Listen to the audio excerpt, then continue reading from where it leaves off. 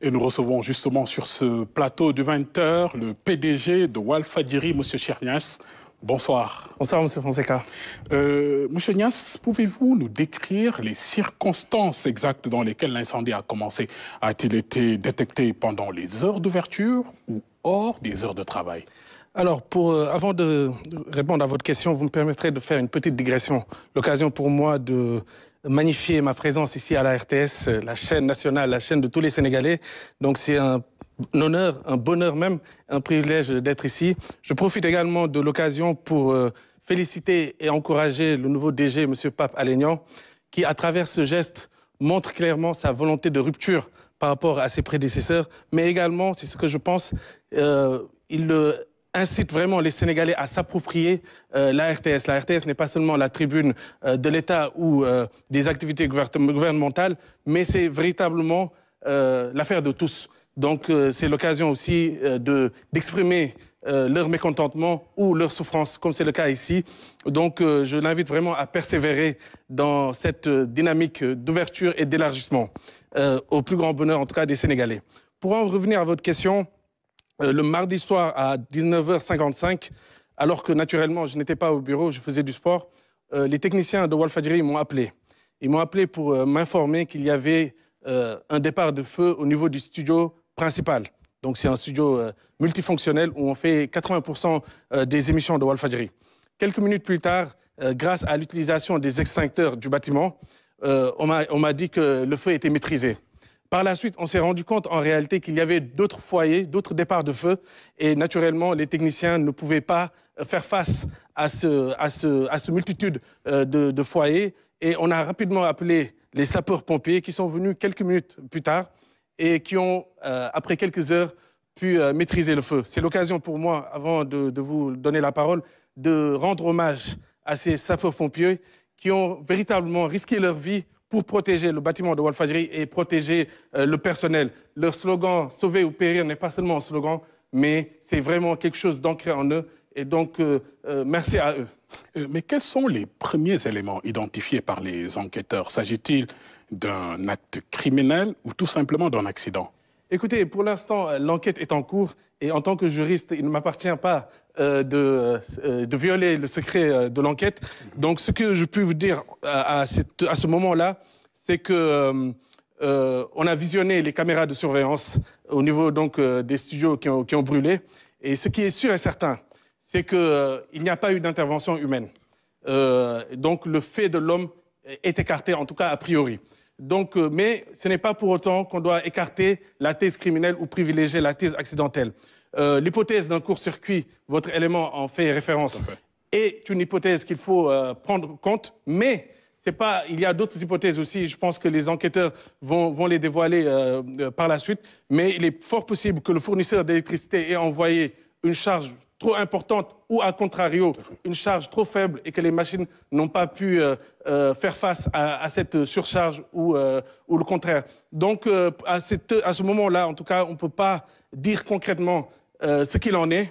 On laisse les enquêteurs faire leur travail, les experts mener donc ce travail-là et de nous dire concrètement ce qui s'est passé. Donc, c'est ça. Et avant cet incendie, quelles étaient les mesures de sécurité incendie au sein même de l'immeuble abritant le groupe Walfadjri? Merci. En réalité, on avait pris toutes les mesures pour justement prévenir de tels incendies. Tout d'abord, on a énormément investi dans l'acquisition d'extincteurs, dans l'acquisition de détecteurs de fumée, dans la formation du personnel pour justement prévenir tout incendie. Et d'ailleurs, les sapeurs-pompiers ont salué le fait que le travail des techniciens, dès le début, avec l'utilisation des extincteurs, ont permis, en tout cas, ont facilité grandement leur travail par la suite. Donc, pour vous dire que nous ne sommes pas suicidaires, on se serait passé, mais allègrement, de ce qui s'est passé. Malheureusement, c'est la volonté divine et en tant que bon croyant, on doit l'accepter. Mais on avait pris toutes les mesures idoines pour éviter un incendie. En tout cas, on a limité les dégâts puisqu'on déplore des dégâts matériels, mais fort heureusement, pas de perte en vie humaine. Mais ces mesures ont-elles fonctionné parfaitement? Écoutez, ces mesures ont fonctionné dès lors qu'on a limité les dégâts. Vous savez, on aurait pu, vu l'ampleur des dégâts, on aurait pu déplorer des pertes en vie humaine. Maintenant, il faut savoir que nous attendons une enquête approfondie de la part des autorités judiciaires pour savoir réellement l'origine de cet incident. Pour l'instant, nous sommes dans l'attente, dans l'expectative du travail des autorités pour pouvoir tirer les conséquences.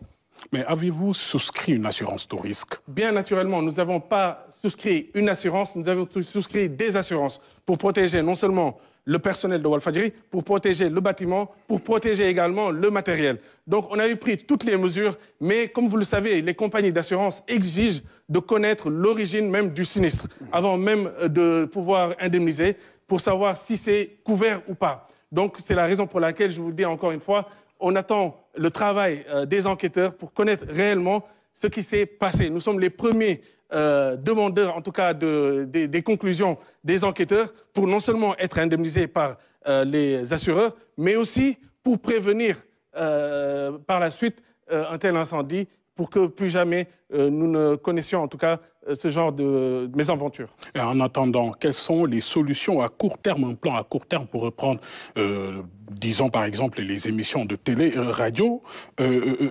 Existe-t-il des installations temporaires envisagées? Écoutez, actuellement, on est en train de travailler naturellement pour reprendre le plus rapidement possible. Vous savez, le jeune entrepreneur que je suis, si je pouvais dès ce soir même reprendre le signal, je l'aurais fait. Mais bien sûr, le principe de précaution nous commande d'y aller avec prudence et avec précaution pour ne pas réitérer ce genre de mésaventure, ce genre de tragédie. Et donc, bien entendu, nous sommes en train de confectionner en tout cas de nouveaux plateaux. Et malheureusement, en fait, le feu est allé jusqu'aux salle serveur, salle régie. C'est la raison pour laquelle le travail est extrêmement difficile, extrêmement compliqué. Les pertes sont chiffrées, mais à des centaines de millions, donc c'est extrêmement compliqué. Vous dites que les pertes sont estimées à des centaines de millions. Comment l'estimation des dommages matériels ont été réalisés? Monsieur Fonseca, cet événement est une catastrophe. C'est une calamité. C'est plus que ça, c'est une tragédie. Les mots ne sont pas assez forts, hein. Il s'agit de la plus grande tragédie de l'histoire de la presse sénégalaise. Les pertes matérielles sont chiffrées à près d'un demi-milliard de francs CFA. 500 millions de francs CFA. 500 millions et peut-être même au-delà parce que l'enquête, on n'a pas tout chiffré, mais ça peut aller bien au-delà. Les pertes sont colossales et énormes. À une époque où la plupart des maisons de presse et les plus prestigieuses peinent à payer les salaires convenablement. À une époque où la plupart des maisons de presse et les plus prestigieuses peinent à payer des charges les plus élémentaires, à une époque où la plupart des maisons de presse et les plus prestigieuses connaissent des difficultés, des tensions avec leurs syndicats. Aujourd'hui, Walfadjri fait figure d'exception. Il a toujours payé ses salaires à temps et convenablement. Walfadjri n'a jamais connu de mouvement d'humeur de la part de son personnel. Walfadjri aujourd'hui, et on le doit naturellement au père fondateur, M. Sid Lamine, qui a toujours veillé à l'exemplarité et à la crédibilité de son organe de presse. Malheureusement, le coup du sort aujourd'hui s'abat sur nous et c'est vraiment difficile, c'est un choc. Tout à fait. Une dernière question. Qu'attendez-vous des autorités de ce pays, de la RTS, la chaîne mère, mais aussi de ces Sénégalais, ces sympathisants de Walfadjri? Écoutez, les autorités, tout d'abord, je tenais à remercier le ministre de la Communication qui est venu d'Ardar le mardi, 1 heure après l'incendie. Et lorsqu'il est venu, naturellement, le courant était coupé et les pompiers continuaient donc à maîtriser le feu. Donc, il est venu exprimer sa compassion, s'enquérir de la situation et exprimer sa compassion, sa solidarité envers le groupe Walfadjri. Il a également informé qu'il allait aider Walfadjri. Nous attendons naturellement qu'il joigne le geste à la parole. Mais nous l'invitons également à revenir à Walfadjri. Parce que ce soir-là, on ne pouvait pas voir l'ampleur des dégâts. Il a même eu cette formule qu'il y avait plus de peur que de mal. Mais le lendemain, on s'est rendu compte qu'il y avait plus de peur et plus de mal.